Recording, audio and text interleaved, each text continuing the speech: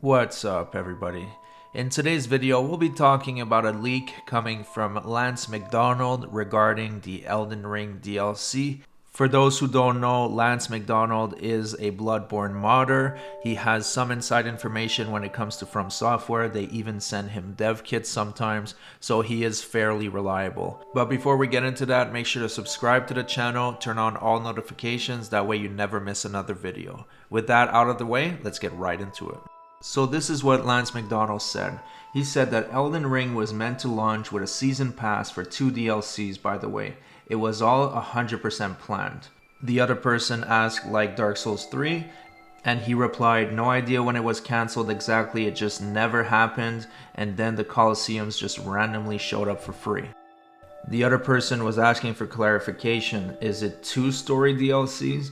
And he said yes, and they were missing tons of content. One person says it's still crazy to me that they didn't go that route. And Lance replied, and now there's only 1 DLC coming. Feels like what happened with Bloodborne. And Season Pass was 100% the original plan. And then Henry says the 2 merging, damn. Lance says, but I think this is way better. Make 1 massive DLC. So the news is that they were planning to have 2 DLCs with the Season Pass, just like Dark Souls 3. And I was kind of surprised that wasn't the case when Elden Ring's price point was announced. But this is actually way better because they merged the 2 story DLCs into 1. Now this has happened before in the past with Bloodborne the Old Hunters. And Bloodborne the Old Hunters is honestly the best piece of DLC you will find in gaming.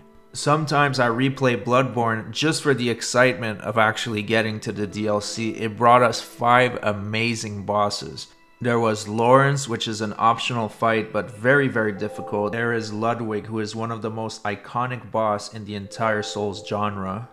Then Living Failures, which is still a spectacular fight. Maria, which is extremely difficult and one of the more vicious bosses you will ever encounter. And then you cannot forget the Orphan of Kos, which is honestly my favorite boss of this entire series. The Orphan of Kos is just such a savage. The whole story on how he comes about is just disgusting, and yet the fight is mesmerizing. I absolutely love it.